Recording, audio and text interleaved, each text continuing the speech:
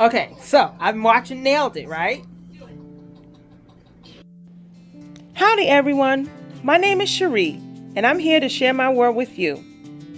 So please subscribe and hit that notification bell so you don't miss the next video. God bless.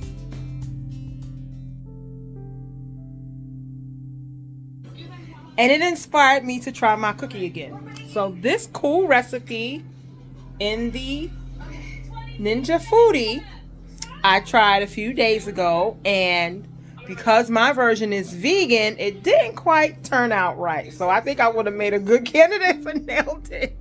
So I'm going to try adjusting a couple of things. One, I'm going to mix the cookie dough like normal, but I'm going to split it in half and then bake it a little slower, because what happened was the top was perfectly cooked, the bottom was perfectly cooked, but it was a little soft in the middle.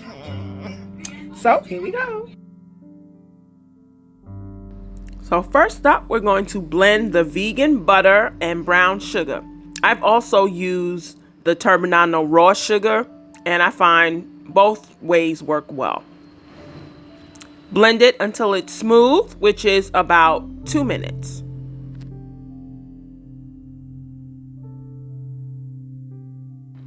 This recipe is from noracooks.com, so I will include the link in the description box below. Next, you add half a cup of non-dairy milk and 2 teaspoons of vanilla. I ran out of vanilla, so I added a little bit of almond extract, which gave it a different taste, but it still tastes like a chocolate chip cookie.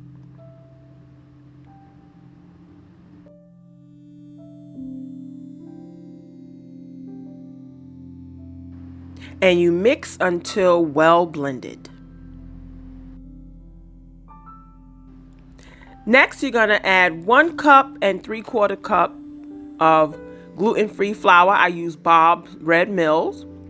Then 1 teaspoon of baking soda and a 1/4 teaspoon of salt. And mix until well blended. Make sure you don't over mix. Just once it's all incorporated, you're good. Now it's time for the chips. These semi-sweet chocolate chips by Whole Foods, the 365 company, are vegan. I didn't realize that because I always thought cocoa butter was dairy, but no, cocoa butter is just the butter from the actual cocoa plant. So I learned something new a few months ago.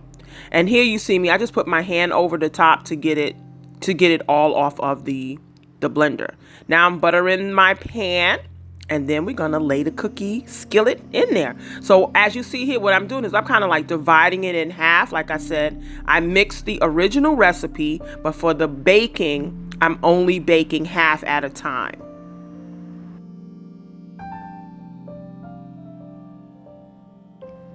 Then you're gonna spread it until it just basically reaches all sides of the pan. You don't have to squish it down and flatten it out too much. I'm just really just spreading it.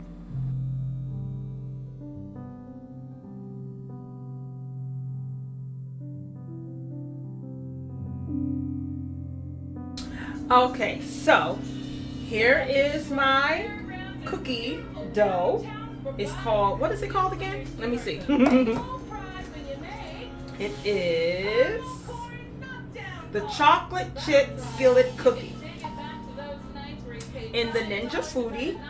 This version, of course, in the book is regular. It's got milk. It's got what else? Well, let's see. I think that's actually the only thing in here. No, it's got butter. That's right. Okay, so it's got milk, and it's got butter, and it's got regular flour. Well, I'm doing mine with non-dairy milk, vegan butter, and gluten-free flour. When I did it the first time, I think 2 things. One, it might have been too high for my baking, the temperature that is, and also I think it was too much flour, because I use my regular vegan chocolate chip recipe, which calls for 1 3/4 cups of flour, whereas this one is 1 cup and 2 tablespoons. So I think that's why the middle wasn't cooked. So I said I'm going to turn it down a little bit. I'm only going to do half at a time, baking wise, and see what happens with this first version. And if this one comes out good, then I'll bake the second half. If it doesn't, then I'll adjust before I bake the second half. So now I heated up, I preheated the Ninja Foodi as it required.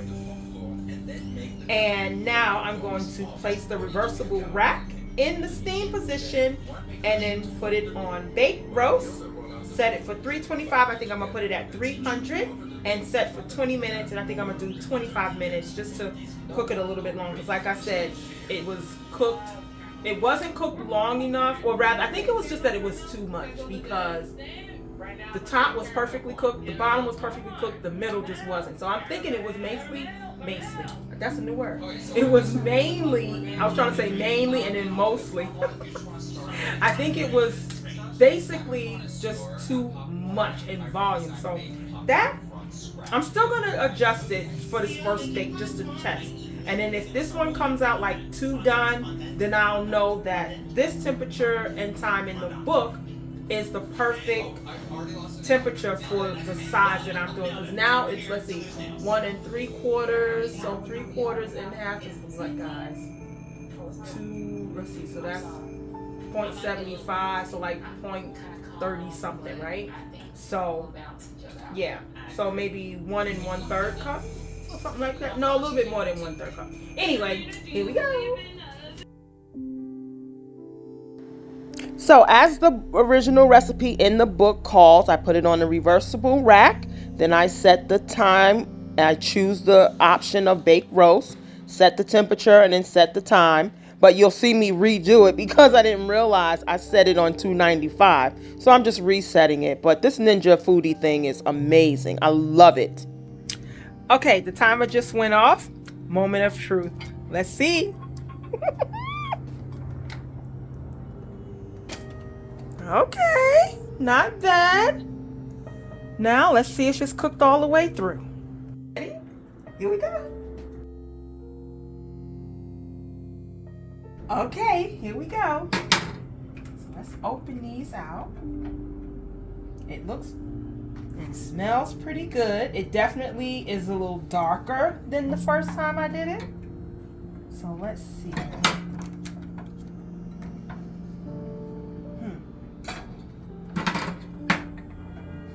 It's definitely soft. Okay. I'm gonna get this.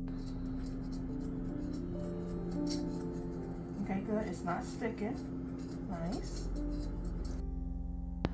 So since it wasn't done the first time, I didn't actually take it out of the pan. So here you see me figuring that part out. And this worked out perfectly using the plate. Did it come out? Yes, it did. Ta-da! You know what I'm gonna do? I'm gonna do it like this, just so we can flip it over. Ready? 1, 2, 3. Uh-oh.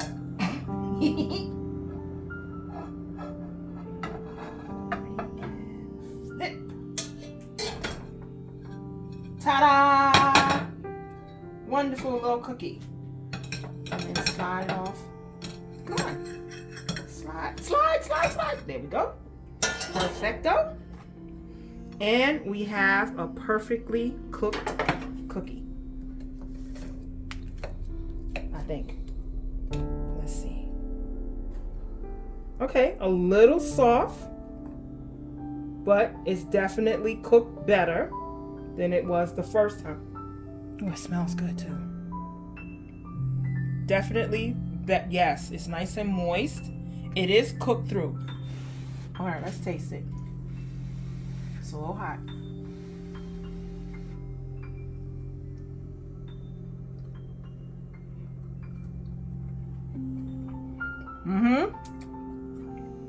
Oh yeah.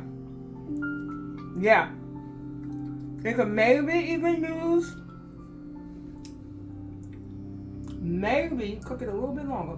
But actually, what I want to do is I want to let it sit and see how it tastes. Because, you know, a lot of times when you're baking, after it comes out of the oven, you need to let it sit, kind of solidify, and then eat it. But I just wanted to taste it real quick.